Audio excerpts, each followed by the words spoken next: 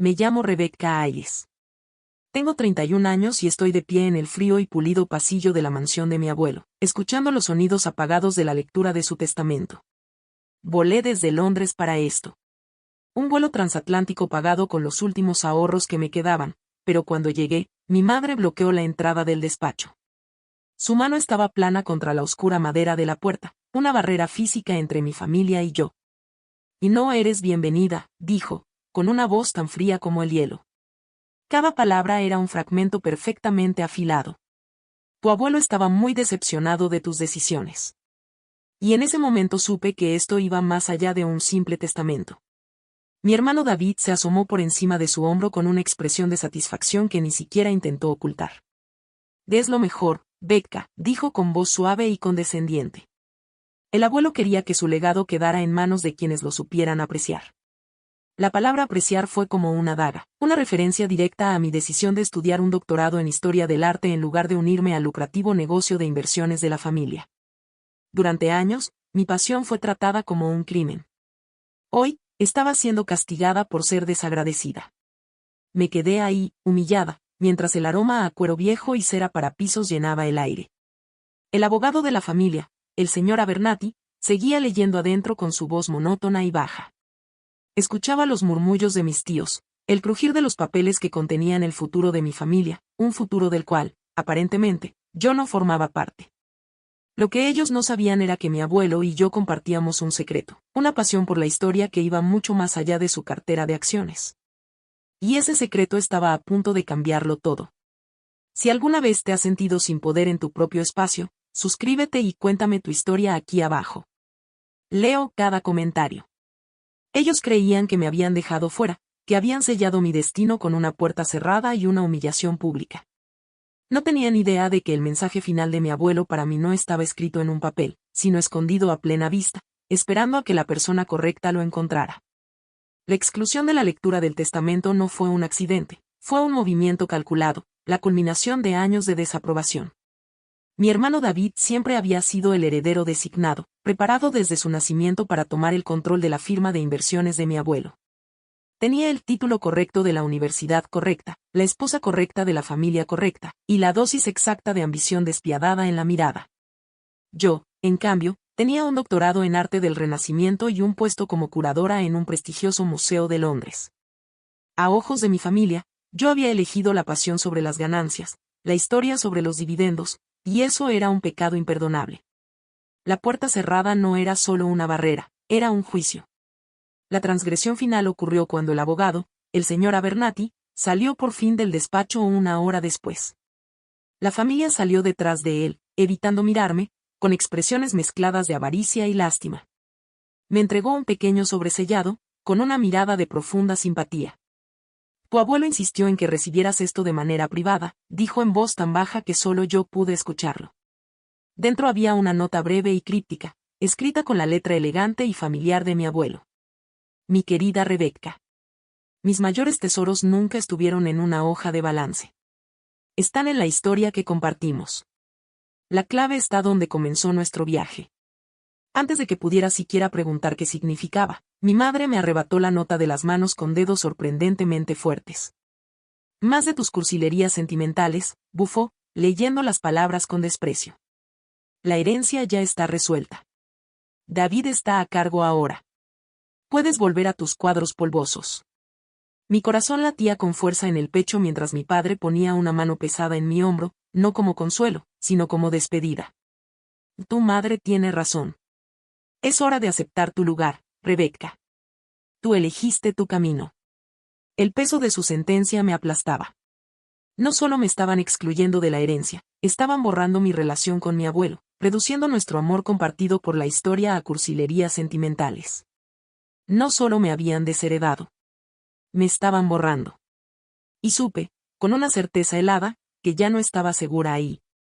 Este era un patrón familiar, una herida que me habían abierto una y otra vez, cuando gané una prestigiosa beca para estudiar en Florencia, una oportunidad que cambiaría mi vida. En la cena navideña anual de la familia ni siquiera lo mencionaron. En lugar de eso, pasaron la noche entera celebrando el pequeño ascenso de David en la empresa, un paso rutinario en la escalera corporativa. Fue un doloroso eco de mi graduación de preparatoria. Cuando mi discurso como mejor estudiante quedó completamente opacado por un largo brindis dedicado a la predecible admisión de David al programa de negocios de la universidad. Siempre priorizaron su camino seguro y predecible sobre mis logros únicos, pero jamás imaginaron a dónde me llevaría finalmente mi camino. El desprecio hacia mi pasión era constante, una corriente silenciosa en cada conversación.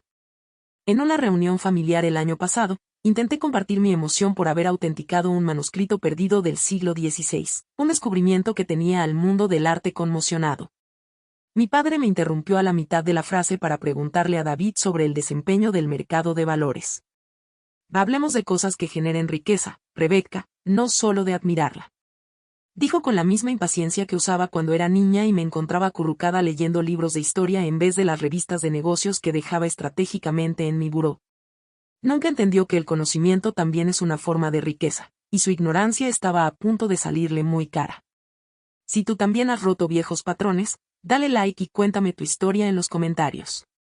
La explotación de mi conocimiento fue sutil pero constante. Mi abuelo era un apasionado coleccionista de libros raros y artefactos históricos. Mi familia solo los veía como bienes que debían tasarse y asegurarse, pero él y yo los veíamos como historias esperando ser contadas.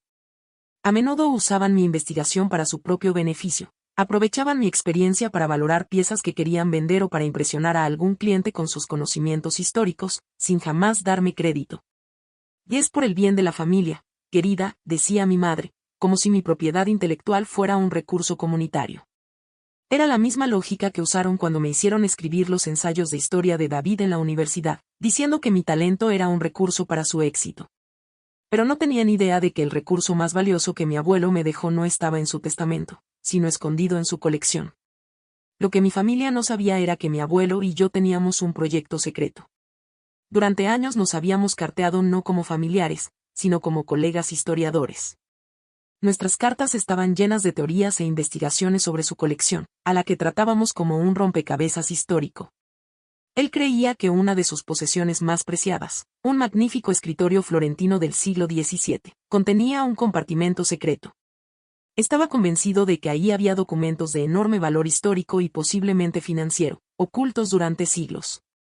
La clave, comprendí, estaba en su nota final para mí, donde comenzó nuestro viaje. No era una metáfora. Era una ubicación, el museo local al que me llevó de niña para ver una colección de mapas antiguos, el lugar donde nació mi amor por la historia. Lo que nadie esperaba era que él hubiera escondido ahí la ornamentada llave de hierro del compartimento secreto del escritorio, disfrazada como parte de una exhibición sobre artesanía del siglo XVII que ambos amábamos. Él confiaba en que solo yo entendería la pista. Mientras mi familia seguía en la mansión repartiéndose sus activos financieros y celebrando su victoria, yo emprendía una búsqueda del tesoro que él había diseñado solo para mí. Conduje hasta el museo, con las manos temblándome ligeramente sobre el volante. Recuperé la llave de manos del curador, quien había recibido instrucciones de mi abuelo años atrás.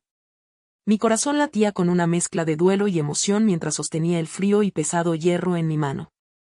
Ellos pensaban que yo estaba de luto por mi herencia perdida, sin imaginar que estaba a punto de desbloquear un legado mucho más grande de lo que jamás podrían imaginar. El señor Abernathy, el abogado de la familia, era mi aliado secreto. Cuando le llamé desde el estacionamiento del museo, su voz sonaba calmada y tranquilizadora. Lo sé, Rebeca, dijo, y pude escuchar la sonrisa en su voz. Tu abuelo era un hombre brillante, él jugó a largo plazo. Sabía cuáles eran las verdaderas intenciones de mi abuelo y había jurado guardar el secreto. Esa misma tarde se reunió conmigo en privado para ayudarme a entender las implicaciones legales de lo que estaba a punto de encontrar. Confirmó que cualquier cosa descubierta dentro del escritorio, si se probaba que era un legado personal separado, quedaría fuera del testamento principal que mi familia estaba ejecutando en ese momento. Con la llave en mano, regresé a la mansión esa misma noche. Usé la vieja llave de bronce que mi abuelo me había dado años atrás, aquella que él decía que era para los tiempos tranquilos. La casa estaba oscura y silenciosa. En el silencio de su despacho, rodeada por el aroma a libros viejos y ese leve rastro de tabaco de pipa que aún flotaba en el aire, encontré el escritorio. La llave encajó perfectamente en una cerradura que jamás había notado, oculta entre los intrincados grabados. Con un suave clic, un panel se deslizó, revelando un compartimento secreto. Dentro no había solo un documento, sino una colección completa, los títulos de propiedad originales, dibujados a mano, de enormes extensiones de terreno sin desarrollar que la familia creía vendidas hacía generaciones. Y debajo de ellos, una carta personal de mi abuelo detallando su verdadero y asombroso valor, y su deseo de que yo fuera su guardiana. Mientras mi hermano se reunía con contadores para planear la liquidación de lo que creía que era toda la herencia, yo estaba con el señor Abernathy, presentando la documentación legal para reclamar lo que legítimamente me pertenecía. La arrogancia de mi familia crecía con cada día que pasaba. David me envió un mensaje de texto condescendiente, una especie de palmadita digital, ofreciéndome una pequeña asignación de la herencia por bondad de su corazón. Estaban tan seguros de haber ganado, tan confiados en su victoria, que nunca vieron venir la tormenta que estaba a punto de estallar. Elegí la junta anual de accionistas de la empresa familiar como mi escenario. Era la primera vez que David dirigía la reunión, su gran debut como nuevo jefe de la familia, su momento para consolidar su poder. Se paró en el podio, altivo y confiado, exponiendo su visión para el futuro, una visión que implicaba vender todos los activos no esenciales. No tenía idea de que el señor Abernathy y yo esperábamos tras bambalinas. Al final de su presentación, durante la sesión de preguntas y respuestas, el señor Abernathy avanzó hacia un micrófono en el pasillo central. Tengo una pregunta en nombre de una nueva accionista mayoritaria, anunció, su voz resonando en el auditorio en silencio. Un murmullo confundido recorrió la sala. Entonces se giró y señaló hacia la entrada. Permítanme presentarles a la señorita Rebecca Ayres. Caminé hasta el podio, ya no como la historiadora del arte desagradecida, sino como la dueña del terreno sobre el cual se construyeron la mitad de los activos más rentables de la firma. No hablé de dramas familiares. Hablé del verdadero legado de mi abuelo, su amor por la historia, la preservación y su visión a largo plazo. Presenté los títulos de propiedad originales, cuya autenticidad había sido confirmada por un equipo de expertos independientes que el señor Abernathy había reunido. Los documentos probaban, de manera irrefutable, que esos terrenos nunca formaron parte del patrimonio corporativo, sino que eran una herencia personal aparte, transmitida a través de un fideicomiso privado directamente a mí. La sala quedó en un silencio atónito.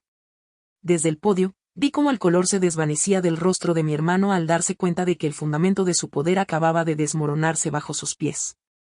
Mi padre miraba a mi madre con incredulidad absoluta. Su mundo, cuidadosamente construido, colapsaba en cuestión de minutos. Las consecuencias llegaron rápido. Las frenéticas llamadas y mensajes de mi familia quedaron sin respuesta. Ya no necesitaba pelear con ellos. La verdad había peleado por mí. Apagué las notificaciones y, por primera vez, su silencio no me dolió. Me liberó. A la mañana siguiente, los periódicos financieros estaban llenos de la noticia.